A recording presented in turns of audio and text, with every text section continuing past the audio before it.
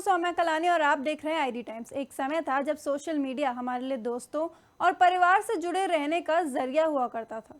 आज यही social media हमारी रोजमर्रा की जिंदगी का एक बड़ा हिस्सा बन चुका है। सुबह आंख खुलते ही फोन की स्क्रीन, दिन की शुरुआत नोटिफिकेशंस के साथ, काम के बीच लगातार स्क्रॉलिंग और रात को सोने से पहले आखिरी बार सोशल मीडिया चेक करना। हमारी जिंदगी में सोशल मीडिया इतनी तेजी से शामिल हुआ है कि कई बार हमें पता ही नहीं चलता कि हम इसे इस्तेमाल कर रहे हैं और फिर सोशल मीडिया हमारा इस्तेमाल कर रहा होता है। फेसबुक, इंस्टाग्राम, यूट्यूब, स्नैपचैट और दूसरे प्लेटफॉर्म्स ने कम्युनिकेशन को आसान बनाया है, लेकिन इसके साथ एक बड़ा सवाल भी खड़ा हुआ है। क्या सोशल मीडिया हमारी मानसिक सेहत पर असर डाल रहा है? क्या लगातार दूसरों की ज़िंदगी को देखकर हम अपनी ज़िंदगी में असंतुष्ट होने लगे हैं? क्या लाइक्स, कमेंट्स और फॉलोअर्स हमारी सेल्फ वर्थ तय करने लगे हैं? और क्या लगातार ऑनलाइन रहने की आदत एंजाइटी, लोनलीनेस, स्ट्रेस और नींद से जुड़ी परेशानियों को बढ़ा सकती है? आज के इस खास पैकेज में हम समझेंगे सोशल मीडिया और मेंटल हेल्थ के बीच का कनेक्शन, इसके पॉजिटिव और नेगेटिव इफ़ेक्ट्स, और यह भी कि सोशल मीडिया को अपनी ज़िंदगी का हिस्सा रखते हुए मेंटल हेल्थ को कैसे सुरक्षित रखा जा सकता है। सोशल मीडिया अपने आप में न अच्छा है न बुरा।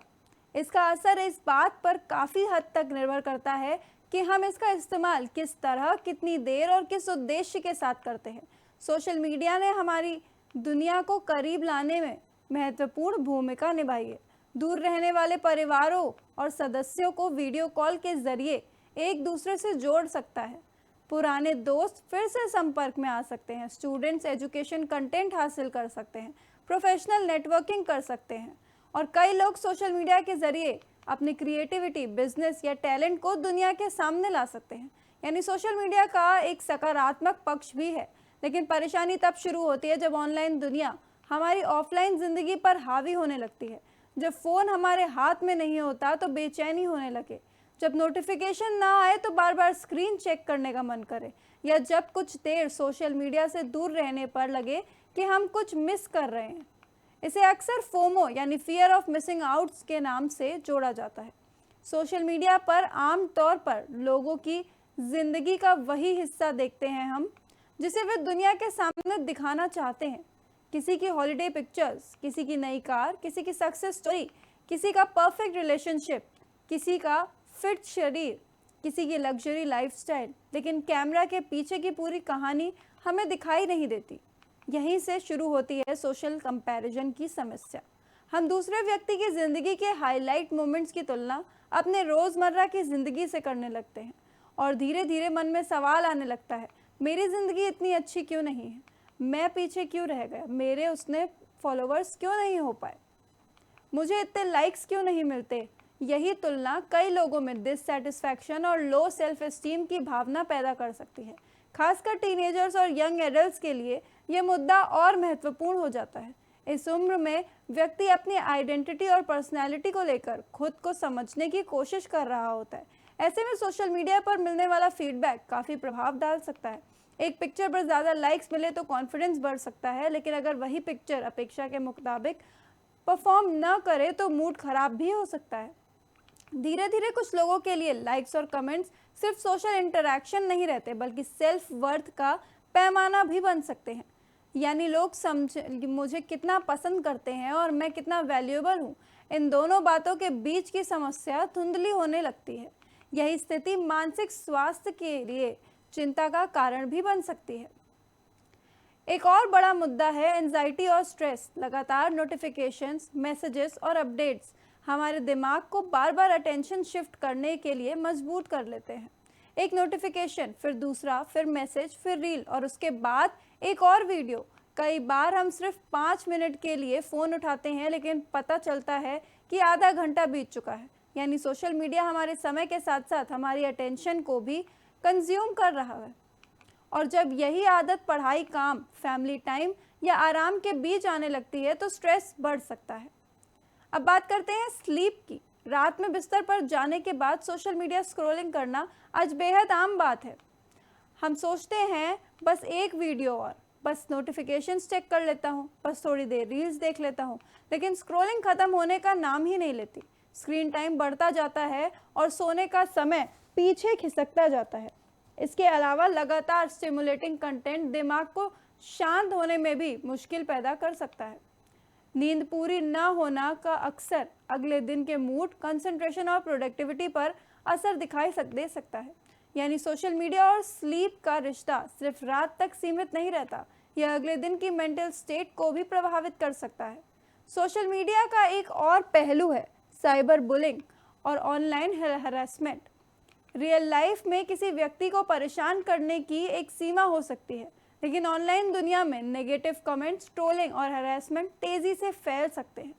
किसी व्यक्ति के बारे में गलत जानकारी, अपमानजनक comments, body shaming, personal attacks या किसी प्राइवेट मोमेंट को बिना अनुमति के शेयर करना, इनका इमोशनल इम्पैक्ट गंभीर हो सकता है। खासकर टीनेजर्स के लिए साइबर बुलिंग बेहद स्ट्रेसफुल एक्सपीरियंस बन सकता है।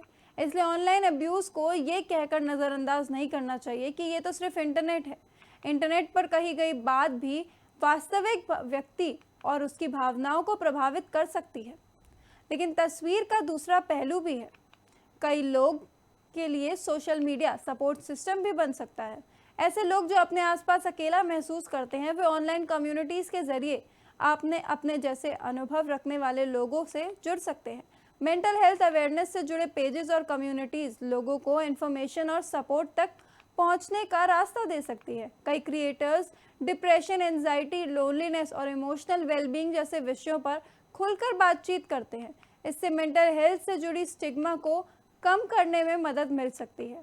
लेकिन यहाँ भी सावधानी ज़रूरी है। इंटरनेट पर मौजूद हर सलाह प्रोफेशनल एडवाइस नहीं होती।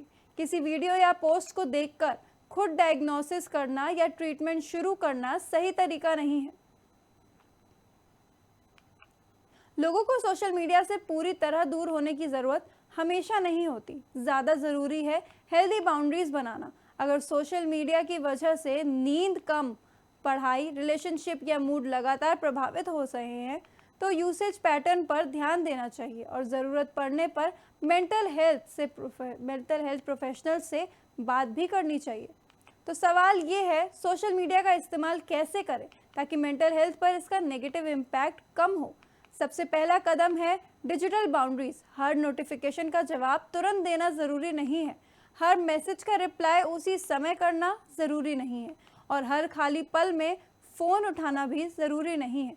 दिन में कुछ ऐसे समय तय किए जा सकते हैं जब आप पूरी तरह सोशल मीडिया से दूर रहें। खासकर खाने के समय, फैमिली टाइम और सोने से पहले फ़ोन से दूरी बनाना एक यूज़फुल हैबिट हो सकता है। दूसरा कदम है अपने फीड को क्यूरेट करना। अगर कोई अकाउंट आपको बार बार इनसिक्योर, एंशियस या अनहैप्पी महसूस कराता है, तो उसे फॉलो करना ज़रूरी नहीं है। म्यूट, अनफॉलो या ब्लॉक जैसे टूल्स का इस्तेमाल किया जा सकता है। सोशल मीडिया फीड को ऐसे बनाइए जिसमें सिर्फ कंपैरिजन नहीं बल्कि लर्निंग, क्रिएटिविटी और पॉजिटिविटी के लिए भी जगह हो। याद रखिए, आपकी टाइमलाइन भी आपके मेंटल एनवायरनमेंट का हिस्सा है। तीसरा कदम, सोशल मीडिया कंजम्पशन और क्रिएशन के बीच बैलेंस। सिर्फ लगातार कंटेंट कंज्यूम करने के बजाय कुछ मीनिंगफुल क्रिएट करना भी बेहतर एक्सपीरियंस दे सकता है। Photography, writing, music, education, business या कोई और क्रिएटिव स्किल जब सोशल मीडिया सिर्फ दूसरों की ज़िंदगी देखने का माध्यम नहीं बल्कि अपनी क्रिएटिविटी शेयर करने का प्लेटफॉर्म भी बनता है, तो उसका अनुभव अलग हो सकता है। चौथा और शायद सबसे महत्वपूर्ण कदम, real life connections. Social media पर हज़ारों फॉलोअर्स होने और रियल लाइफ में अकेला महसूस करना, दोनों चीज़ें एक साथ संभव है। इसलिए डिजिटल रिलेशनशिप्स के साथ रियल वर्ल्ड रिलेशनशिप्स को भी समय देना ज़रूरी है। परिवार के साथ बातचीत, दोस्तों से मिलना, आउटडोर एक्टिविटी, एक्सरसाइज, हॉबीज़ और कुछ समय बिना स्क्रीन के बिताना, ये सब चीज़ें हमारी ओवरऑल वेलबींग के लिए महत्वपूर्ण है। और अगर आपको महसूस हो कि सोशल मीडिया की वजह से आपकी डेली लाइफ लगातार प्रभावित हो रही है, नींद बिगड़ रही है, काम या पढ़ाई में मन नहीं लग रहा है, हर समय कंपैरिजन हो रहा है, लगातार एंजाइटी या लो मूड महसूस हो रहा है, या ऑनलाइन इंटरैक्शंस को लेकर बहुत ज़्यादा इमोशनल डिस्ट्रेस हो रहा है, तो इसे सिर्फ फ़ोन की आदत कहकर नज़रअंदाज न करें। किसी ट्रस्टेड पर्सन से बात करना और ज़रूरत पड़ने पर क्वालिफाइड मेंटल हेल्थ प्रोफेशनल से मदद लेना और बेहतर कदम हो सकता है। तो सोशल मीडिया आज हमारी ज़िंदगी से अलग नहीं है, यह हमें जोड़ता भी है, जानकारी देता है, अपॉर्चुनिटीज़ पैदा करता है और अपनी बात कहने का मंच भी देता है। लेकिन यही प्लेटफॉर्म अगर हमारी नींद, आत्मविश्वास, रिलेशनशिप्स और इमोशनल वेलबींग को प्रभावित करने लगे तो हमें अपने डिजिटल हैबिट्स पर दोबारा नज़र डालने की ज़रूरत है। याद रखिए, सोशल मीडिया पर देखने वाली ज़िंदगी पूरी ज़िंदगी नहीं है। हर तस्वीर के पीछे एक कहानी होती है। हर सक्सेसफुल पोस्ट के पीछे पूरी रियलिटी दिखाई नहीं देती। इसलिए अपनी ज़िंदगी की तुलना किसी दूसरे व्यक्ति की एडिटेड टाइमलाइन से करना बंद करें। आपकी वैल्यू आपके फॉलोअर्स से तय नहीं होती, आपकी वर्थ लाइक्स से तय नहीं होती और आपकी ज़िंदगी की सफलता किसी दूसरे व्यक्ति की सोशल मीडिया प्रोफाइल से कंपेयर करके तय नहीं होती। टेक्नोलॉजी का इस्तेमाल हमें करना है, टेक्नोलॉजी को अपने ऊपर हावी नहीं होने देना है। दिन में कुछ समय स्क्रीन से दूर रहिए, अपनों के साथ समय बिताइए, अपनी हॉबीज़ के लिए वक्त निकालिए और सबसे ज़रूरी, अगर मन में कुछ ठीक नहीं चल रहा है तो उसके बारे में बात कीजिए, क्योंकि मेंटल हेल्थ को लेकर मदद मांगना कमज़ोरी नहीं बल्कि सेल्फ केयर का हिस्सा है। ऐसी ही और बड़ी तमाम जानकारियों के लिए देखते रहिए ID टाइम्स।